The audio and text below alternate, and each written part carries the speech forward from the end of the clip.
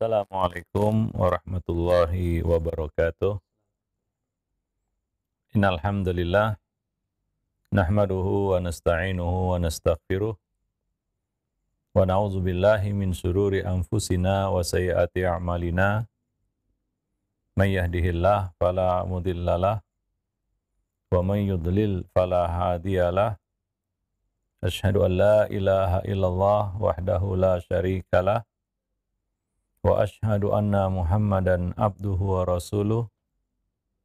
Ya ayyuhalladzina amanu ittaqullaha haqqa tuqatih wa la tamutunna illa wa antum muslimun. Amma ba'du, fa inna afdalal hadisi kitabullah wa khairal huda huda Rasulillah sallallahu alaihi wasallam wa syarrul umuri muhdasatuha wa kulla muhdasatin bid'ah wa kulla bid'atin dhalalah wa kulla dhalalatin finnar. Ma'asyiral muslimin wal muslimat, para pemerhati roja, semoga Allah Subhanahu wa taala menaungi kita semua dengan rahmat-Nya.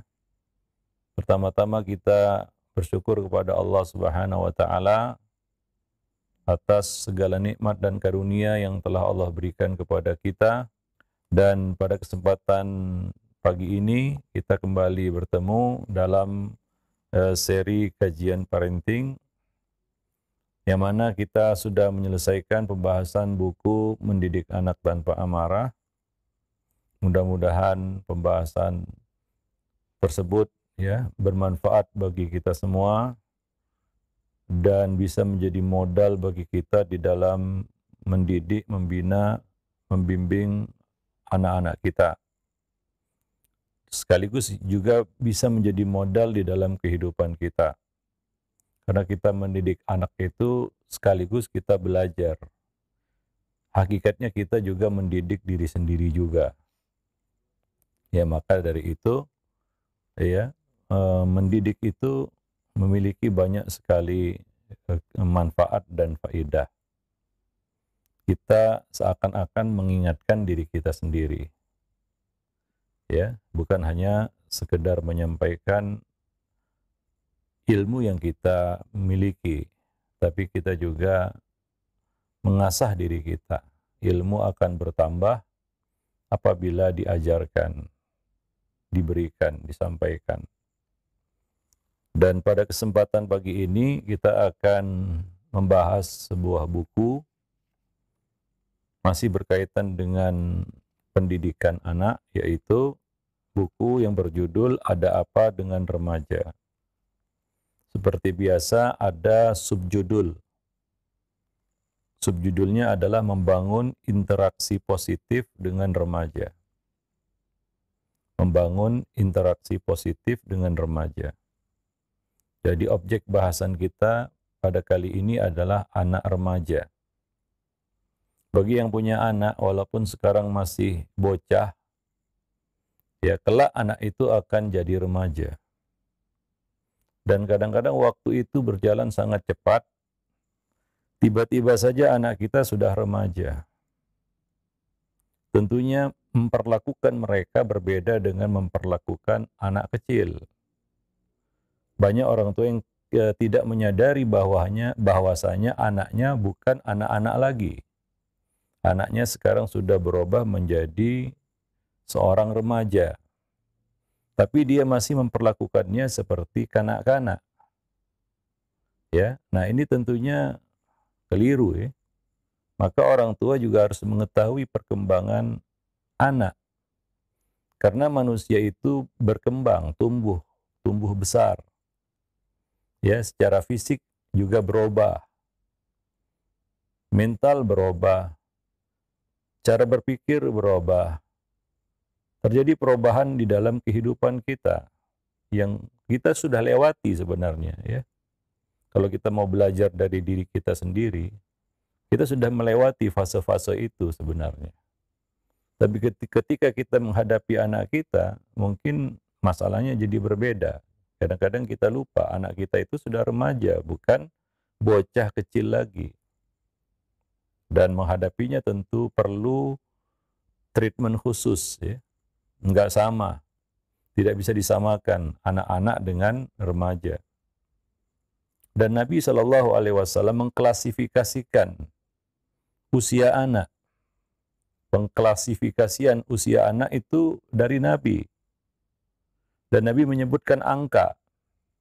Ya, seperti hadis, suruhlah anak-anakmu mengerjakan sholat di usia 7. Pukul mereka kalau tidak mengerjakannya di usia 10 tahun. Pemberian hukuman kepada anak itu baru layak diberikan di usia 10 tahun. Ada apa dengan usia 10 tahun ini? Di mana di usia 10 tahun itu anak sudah mulai nampak kematangan akalnya.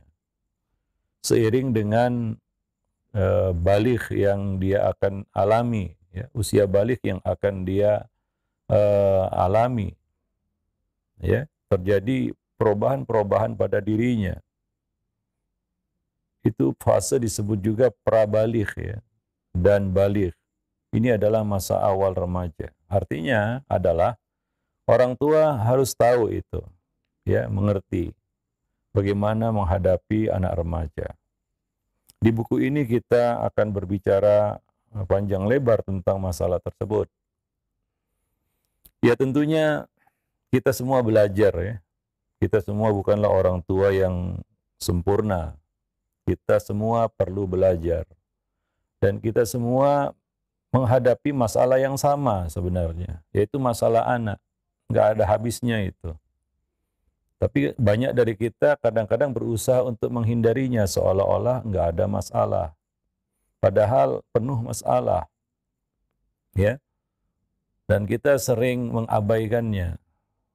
Ya, maka ya solusinya adalah kita harus belajar. Segala sesuatu itu harus didasari dengan ilmu tentunya. Ya, bukan asal-asalan lalu melakukan sesuatu tanpa petunjuk pedoman ilmu. Ya, nah nanti kita akan jelaskan di dalam buku ini. Jadi di dalam buku ini kita berbagi, ya, kepada para pembaca, ya, dan di sini kepada para pemerhati roja, ya. Mudah-mudahan ini bermanfaat bagi kita semua, bagi kami penulisnya dan bagi para pembacanya dan siapa saja yang menggelutinya ataupun yang mempelajarinya. Demikian, ya. Jadi kita juga tidak mengklaim kita adalah orang tua yang sempurna. Kita semua belajar, ya. Maka ya ini sekedar untuk saling mengingatkan. Dan kita belajar juga tujuannya untuk mengingatkan diri kita. Mungkin selama ini kita salah. Yang kita kira seperti itulah dia Islam, tapi ternyata tidak. Yang kita kira begitulah Nabi mendidik, ternyata tidak. Ya, maka dari itu kita perlu membahasnya, menggalinya. Ya, jangan malu untuk belajar. Ya, jangan juga terlalu pede begitu. Wah, saya nggak perlu belajar lagi. Banyak orang tua yang seperti itu. Padahal, ya, gitu. Ketika kita jadi orang tua, status kita itu naik, bukan hanya sekedar kepala keluarga suami, bukan. Tapi sudah menjadi ayah, sudah menjadi ibu, ya. Nah, demikian. Dan masalah remaja ini banyak sebenarnya, ya. Banyak orang tua mengeluhkan masalah perilaku anak remaja mereka. Seakan-akan remaja adalah sebuah masalah besar, buat susah. Remaja adalah ujian yang nyata bagi orang tua. Ya, tidak jarang remaja yang lari menjauh dari orang tua, dari keluarga, karena kurang perhatian. Ini sangat-sangat berbahaya. Ya, kita harus terus mengawalnya. Bagian yang terberat dari pendidikan itu adalah mengawal pendidikan itu. Ya, mengawalnya itu yang berat, karena perlu konsistensi, perhatian, waktu, ya, dan mencurahkan segala potensi yang ada untuk itu.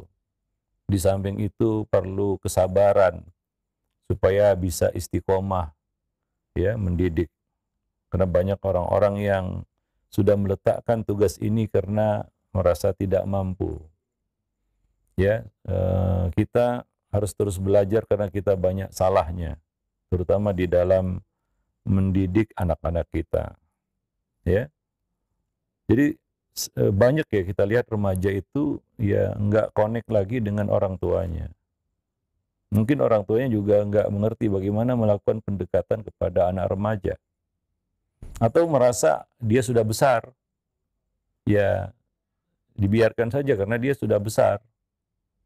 Ini sebagian orang tua ada juga yang mengambil sikap seperti itu. Dia kira anaknya sudah besar, nggak perlu dicampuri lagi. Maka akhirnya anak itu kurang perhatian. Ya. Atau menganggap anak remaja ini gemar menyulut pertengkaran dan keributan. Maka sebagian orang menyebut masa remaja itu masa kegilaan, ya. Hal-hal yang kadang-kadang nggak masuk akal dilakukan itu kebanyakan oleh para remaja. Yang tawuran siapa, yang balap liar siapa, ya. Itu anak-anak remaja, ya. Seperti yang kita sampaikan sebelumnya, remaja ini dia masih belum penuh kesadarannya, setengah sadar. Kalau anak-anak ya memang belum ada kesadaran karena akalnya yang belum berkembang. Remaja ini dia tengah-tengah. Dibilang punya kesadaran penuh tidak, ya dibilang nggak sadar juga enggak. Jadi setengah sadar. Ya, maka dari itu, ya kalau kita flashback kembali ke belakang, mengenang masa-masa remaja kita, itulah masa yang mungkin dikatakan ya yang ya tergila dalam hidup kita mungkin ya. Kalau mungkin pernah remaja dulu dan ingat-ingat masa remaja dulu, sesuatu yang kadang-kadang sekarang kalau kita ingat kita geleng-geleng kepala gitu ya. Oh, dulu begitu saya. Ya itulah dia remaja. Ya, nah demikian. Bahkan mereka remaja ini kerap kali melanggar aturan dan nilai-nilai yang semestinya dijunjung tinggi. Ya, tapi ya nanti seiring dengan perjalanan waktu ketika dia sudah menginjak dewasa, semua itu juga akan berubah, ya, berubah. Nah, demikian. Atau mereka cenderung sebagian anak remaja itu cenderung menutup diri.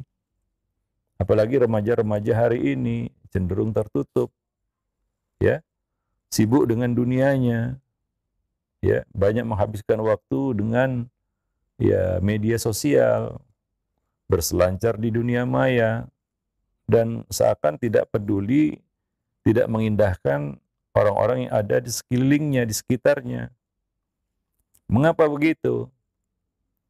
Nah, disinilah ya orang tua sebenarnya harus hadir di samping mereka, bisa menempatkan diri sebagai orang tua di samping mereka.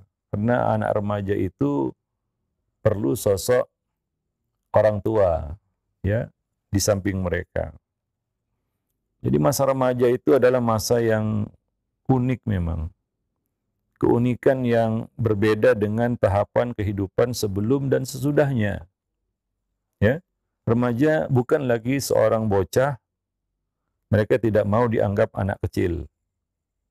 Tersinggung mereka kalau dianggap diperlakukan seperti anak kecil. Namun belum bisa juga disebut dewasa. Ya, kita orang dewasa yang memandangnya, kita bisa menilai anak ini belum dewasa. Ya, nah demikian. Remaja itu masih serba tanggung. Ya, masuk ke dunia anak-anak sudah bukan dunianya lagi.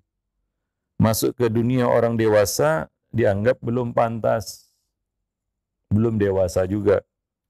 Ya, ibarat berdiri di atas batu yang bergoyang. Yang lalu telah terlewati, namun yang di depan belum bisa ditapaki. Ya, ketika seorang anak mulai melangkahkan kaki menuju kedewasaan, ya, dia nanti masuk kepada masa puncak remaja dan pradewasa, ya. Dia akan menginjakkan kakinya di atas batu yang bergoyang itu. Ya, itulah yang disebut dengan masa remaja. Maka pada masa seperti ini ya biasanya terjadi goncangan, ya, goncangan-goncangan. Goncangan diantaranya lah goncangan dinamika biologis dan psikologis yang sangat luar biasa, perubahan. Karena ketika manusia itu berubah, ya ada perubahan pada jasmaninya, fisiknya, maka itu akan mempengaruhi perilakunya juga. Ya, seperti misalnya contohnya lah, seorang wanita yang hamil, terjadi perubahan pada dirinya, ada makhluk lain dalam tubuhnya. Maka wajar ya, seorang suami harus sabar-sabar menghadapi istrinya yang sedang hamil.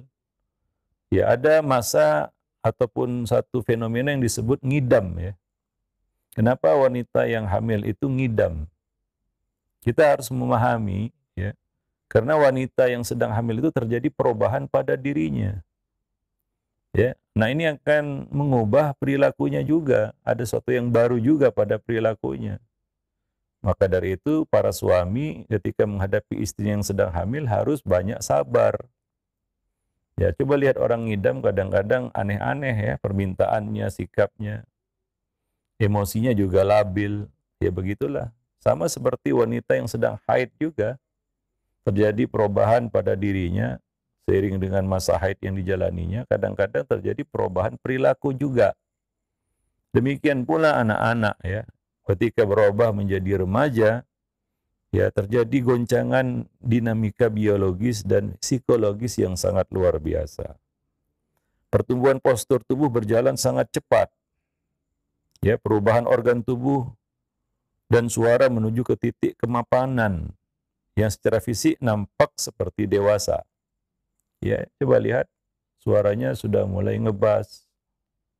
Ya, terjadi perubahan-perubahan secara fisik, perubahan suara, yang kadang-kadang ini membuat mereka malu ya, sebagian remaja menghadapi perubahan ini mereka malu. Ya, ada rasa minder, ya, kurang percaya diri yang harus ditumbuhkan. Rasa percaya diri ini menjadi seorang manusia yang baru, gitu ya. Dia akan, maka dikatakan masa remaja itu adalah masa memang mencari jati diri. Ya, seperti di atas batu yang bergoyang tadi, dia ingin sesuatu yang bisa ditapakinya, yang membuat dia comfort di zona itu. Dia sedang mencari itu. Maka masa-masa inilah orang tua harus banyak mendampingi. Kekeliruan banyak orang tua adalah ketika anaknya masuk usia remaja justru dilepas. Dan beranggapan, wah dia sudah besar. Dia bisa semua sendiri. Ya, dari satu sisi memang iya, tapi dari sisi yang lain tidak. Dia belum bisa dilepas sebenarnya. Justru disinilah peran orang tua sangat besar. Beda dengan anak-anak mungkin. Ya, anak-anak mungkin bisa kita bisa lepas sendiri gitu. Ya, karena dia belum banyak mengerti juga, ya. Tapi remaja ini luar biasa. Dia sangat cepat gitu ya untuk belajar gitu. Akal yang baru matang itu sangat liar gitu ya. Cara berpikirnya juga kadang-kadang eksplosif. Ya, melakukan suatu hal-hal yang kadang-kadang tidak terduga bahkan oleh kedua orang tuanya. Bahkan orang tuanya nggak sampai mikir seperti itu gitu. Nekat itu salah satu kita katakan ciri para remaja itu. Ya, nah demikian. Jadi berpikirnya pun masih serba tanggung. Ya, masih serba tanggung. Misalnya dalam bab harta lah, dia ingin memiliki harta, tapi kita melihatnya belum cakap dan matang untuk memegangnya. Ini kan dilematis. Anak-anak sih lebih mudah dikontrol. Dia nggak dikasih pegang uang juga dia nggak nuntut macam-macam. Tapi remaja, dia merasa sudah bisa pegang harta. Diberi harta kadang-kadang berantakan juga. Dia nggak mampu mengendalikan harta yang ada di tangannya itu. Ya, jadi ini membuat kadang-kadang orang tua itu serba salah. Misalnya anak remaja menuntut dia pegang handphone. Karena dia merasa sudah besar, dia ingin dipercaya. Nah, tapi orang tua mengerti juga bahwa saja tidak sepenuhnya orang tua bisa percaya begitu. Anak remaja biasanya ingin meyakinkan orang tuanya bahwa dia bisa pegang harta.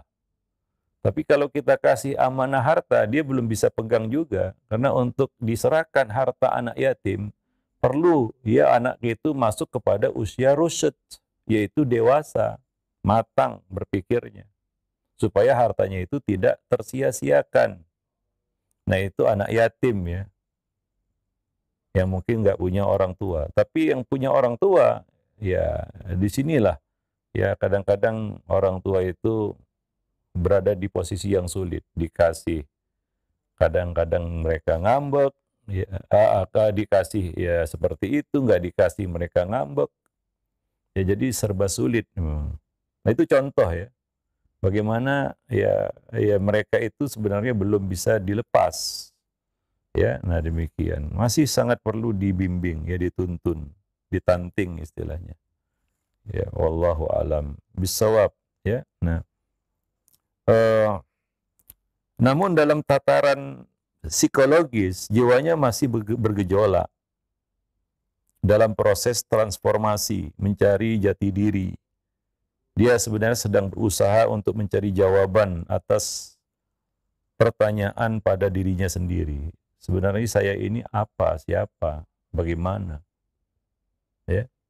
Nah, ketika dia ya, cara untuk membedakan anak ini sudah mulai matang berpikirnya adalah coba tanya cita-cita lah. Ya gitu aja cara ngetesnya. Anak-anak coba tanya cita-citanya apa ya, asal bunyi aja dia. Ya, dia belum mengerti sepenuhnya mengerti. Nah remaja ketika ditanya cita-cita, dia sudah mulai berpikir. Dia nggak asal jawab lagi itu. Kalau sudah remaja ya. Anak remaja ditanya apa cita-citamu, dia nggak akan langsung jawab, dia akan berpikir untuk menjawabnya. Karena dia sedang menuju ya sesuatu yang real, nyata dalam hidupnya. Bukan seperti anak-anak yang nggak ada bayangan sama sekali. Nah ketika dia dewasa sudah mengeksekusi cita-citanya.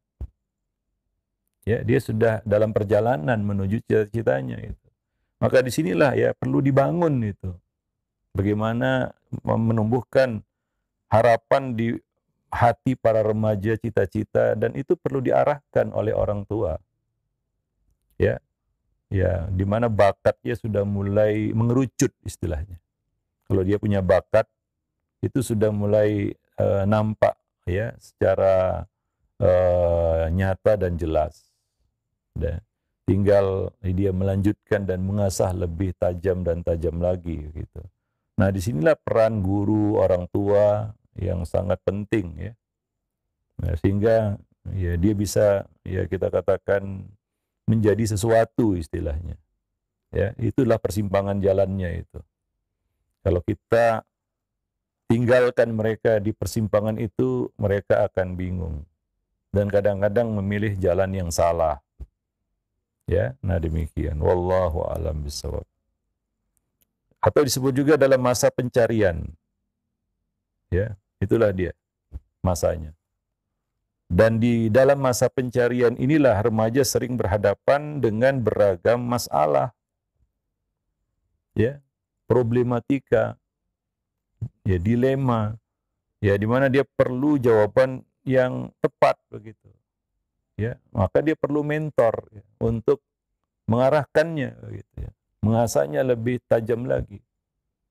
Ya di dalam sirah nabawiyah kita mengerti, tahu bagaimana Nabi mengasah bakat-bakat anak remaja sehingga jadi betul. Seperti misalnya seorang Usamah bin Zaid yang bisa menjadi panglima perang di usia remaja.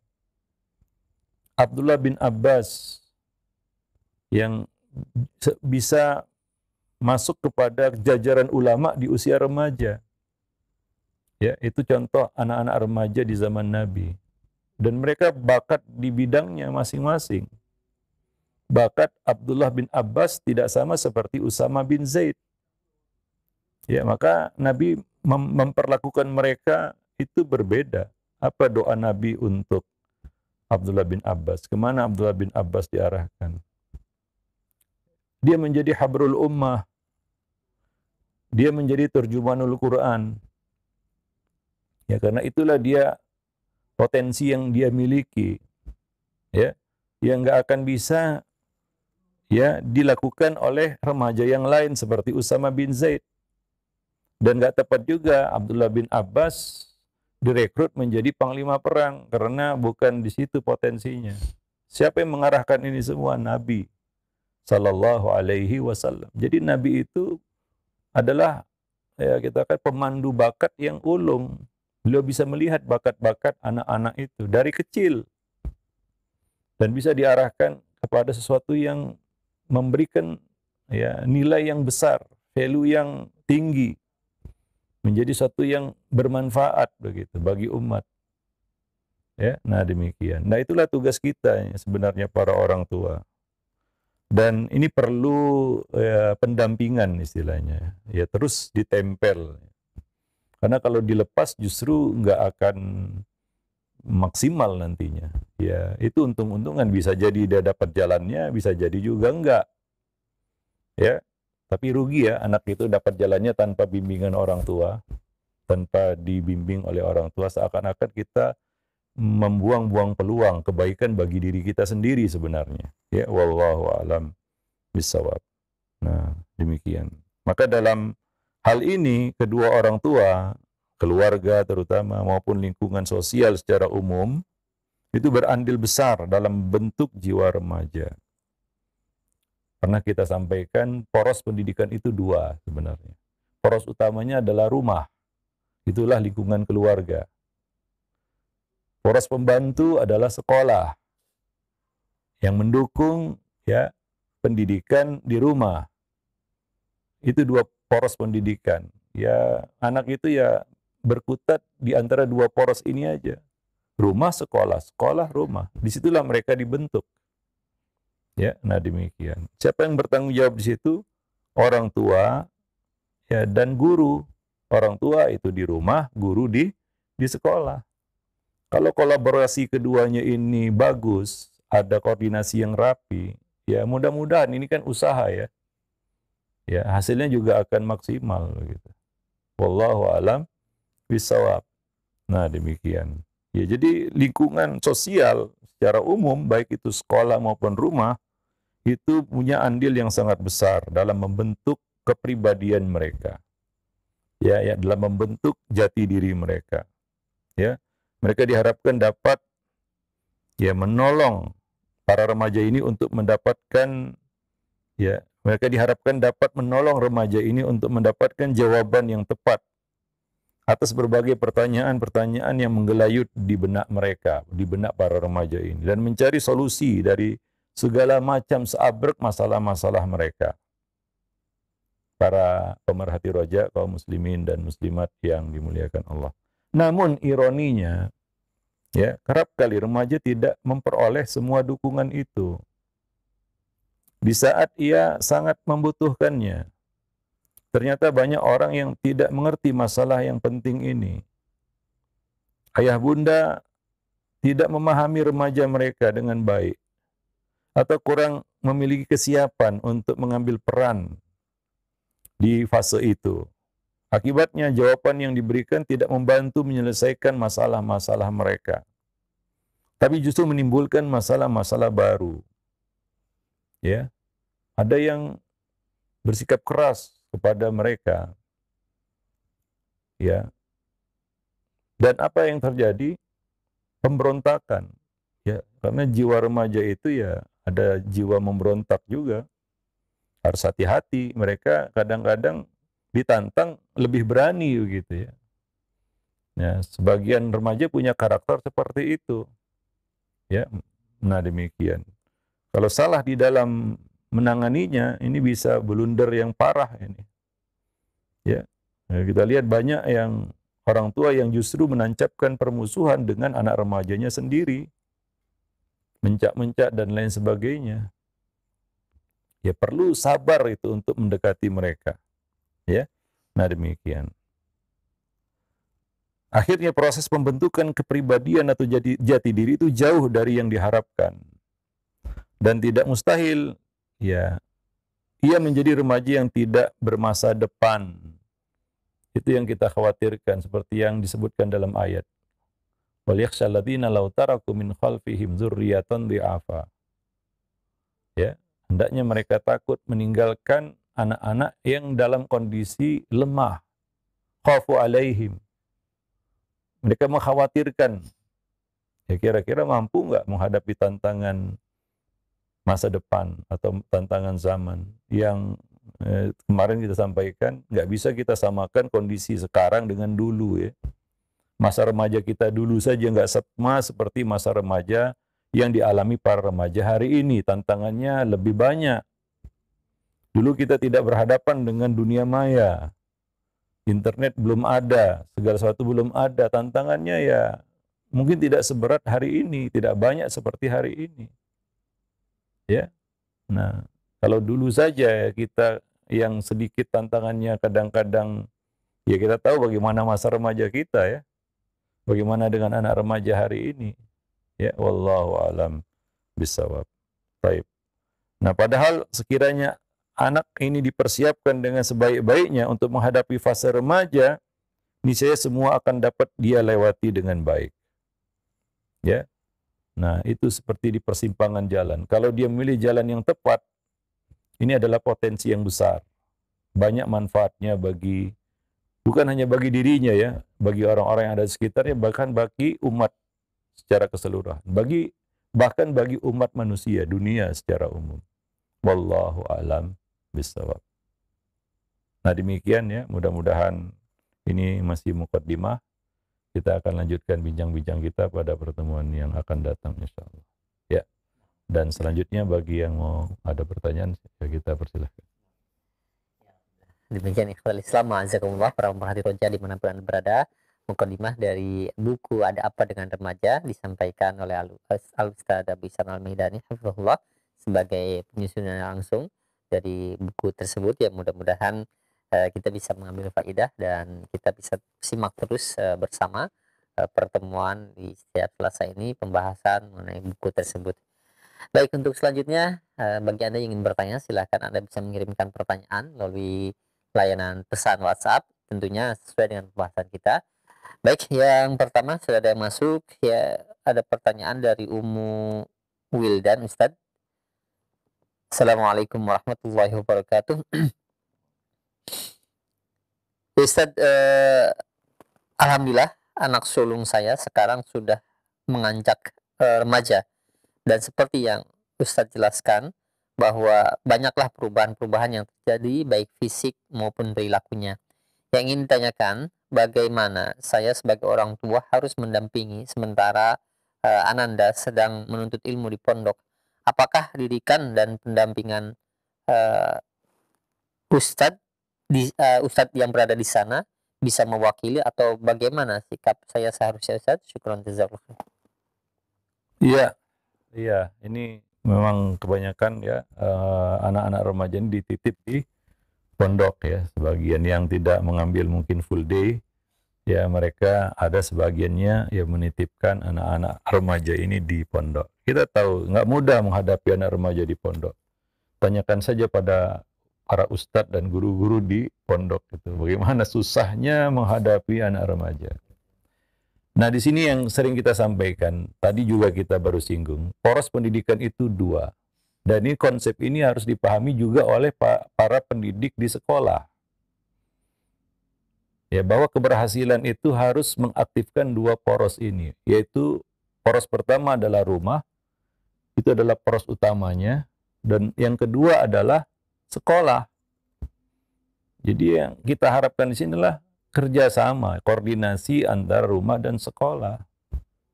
Ya, nah jadi walaupun anak itu di pondok, kita juga tetap harus memantaunya. Ya, jangan dilepas seolah-olah putus hubungan. Ya nggak mau tahu. Ya sudah diserahkan aja bulat-bulat ke sekolah atau ke pondok. Ya perlu kita pahami dan sadari.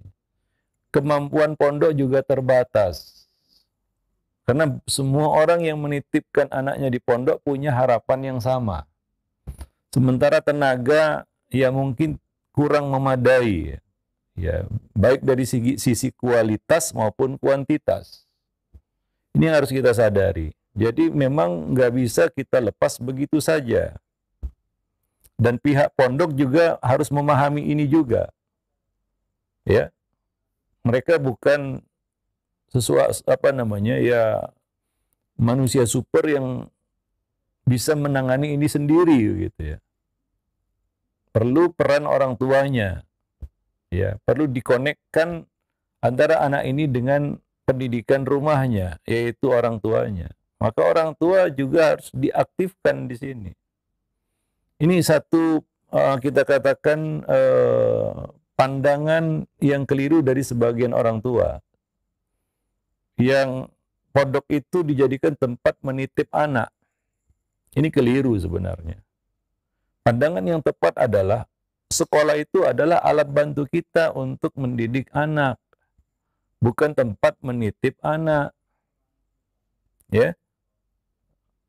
Maka masalah di pondok itu kadang-kadang nggak selesai-selesai itu ya. Banyak sekali masalahnya. Ya, saking banyaknya kadang-kadang pondok juga ya sudahlah. Ya, mau angkat tangan malu kan begitu ya. Ya sudah, begitulah dia. Terus begitu terus ya. Nah, demikian. Maka yang paling baik sebenarnya adalah ya kita orang tua itu harus disadarkan juga untuk mau terlibat. Ya, bukan membantu sekolah untuk mendidik anak. Tidak. Justru sekolah yang kita minta bantuan untuk mendidik anak kita. Namanya bala bantuan ya. Ya pahamlah. Ya, nah demikian. Jadi semua tergantung kepada orang tua gitu. Jadi ini yang kadang susah untuk kita berikan kepada anak-anak kita, yaitu perhatian itu ya. Itu yang mahal sebenarnya. Bukan uang sekolahnya, ya. Bukan biaya pendidikan, tapi perhatian orang tua itu yang lebih mahal itu. Maka saya sarankan juga, sekolah itu jangan membatasi akses orang tua juga. Ya. Nah, dan sekolah juga harus aktif mendidik para orang tua ini, karena tidak semua orang tua itu ngerti itu. Ya. Jadi harus diadakan juga ya, misalnya kajian-kajian parenting ya khususnya untuk para wali gitu ya. Untuk menyadarkan para orang tua ini aja susah ya, hingga memaksa mereka untuk mau belajar, untuk mau terlibat, untuk mau tahu gitu. Ini perlu perjuangan juga sebenarnya. Nggak mudah itu, kita sudah coba di berbagai sekolah gitu ya. Sengaja kita memang memprioritaskan guru dan orang tua. Ya guru hadir semua karena acaranya di sekolah kan gitu ya. Tapi orang tua segelintir, nggak sampai 30% yang betul-betul hadir dan mau belajar dan mau tahu gitu, mau susah gitu ya. Jadi ini untuk meluruskan pandangan sebagian orang tua bahwa mendidik itu adalah menyediakan biaya pendidikan. Itu sangat dasar sekali, cara berpikir yang salah. Mendidik itu bukan menyediakan biaya pendidikan. Itu nggak ada hubungannya sebenarnya. Ya, itu belum mendidik itu. Ini yang perlu disadarkan kepada para orang tua. Jadi walaupun anak itu sudah di pondok, ya, orang tua juga jangan melepas begitu saja.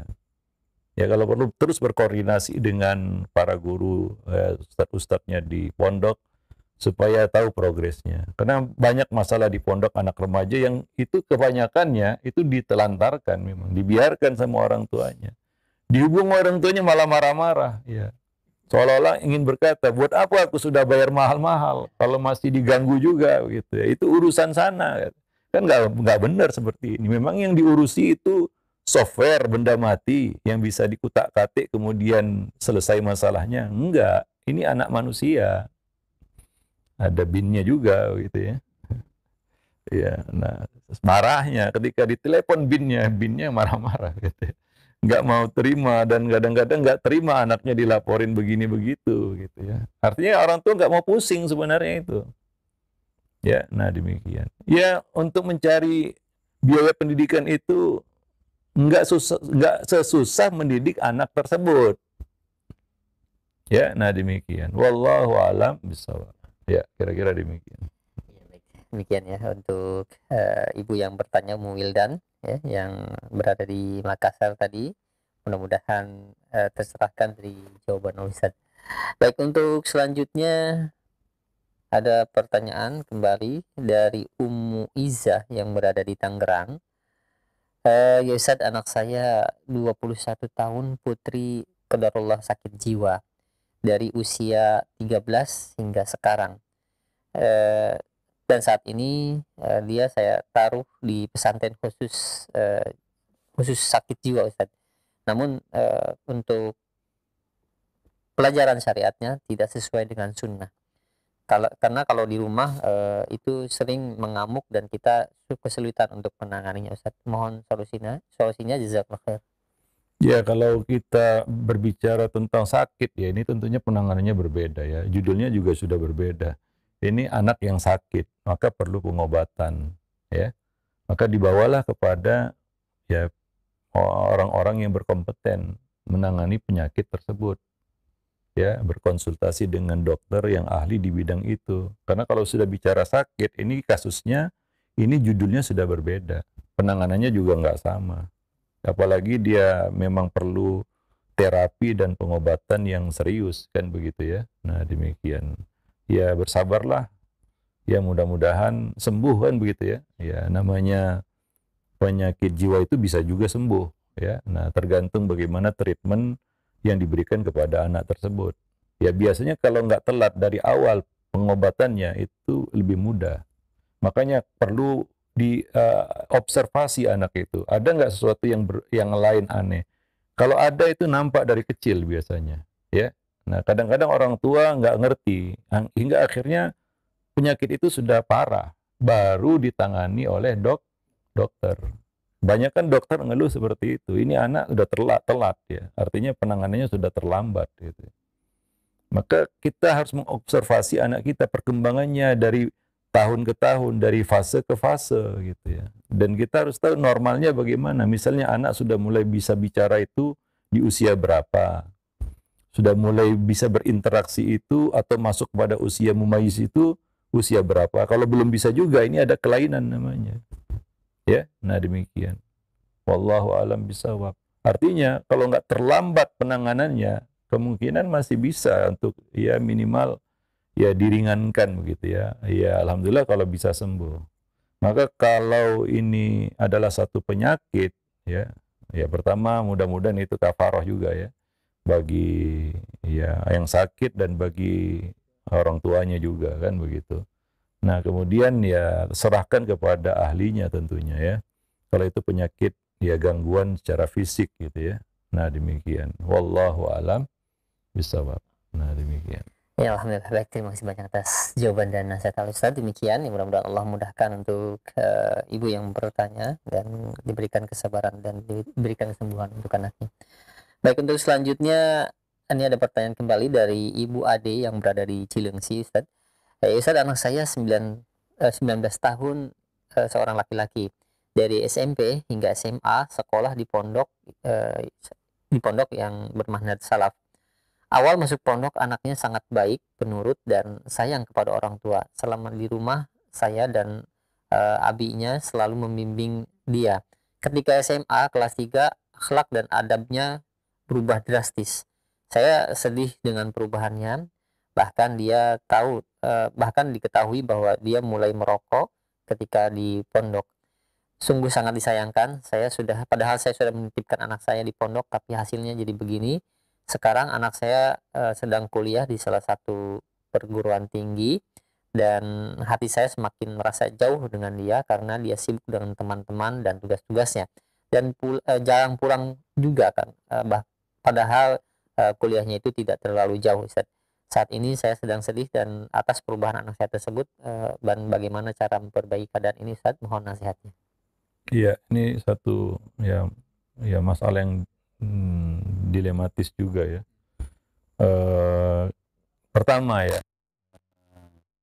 kemampuan kita hanyalah mendidik ya. Hati manusia kan di tangan Allah Subhanahu wa taala. Yang kedua, coba kita introspeksi lah. Di mana ya ini, di mana beloknya ini? Ya. Kadang-kadang ada satu momen kita lengah. Jadi saat yang lengah itulah kita kecolongan istilahnya. Tadi seperti yang dijelaskan, sudah dikawal dari kecil ya sampai usia pra remaja, usia puncak remaja, di penghujung usia remaja kalau 19 tahun itu pradewasa sebenarnya. Ya. Nah, mungkin terjadi satu hal yang tidak terduga, berbelok salah arah kan gitu ya. Kita perlu introspeksi di mana ini masalahnya. Ya, supaya kita bisa jadikan pelajaran gitu ya.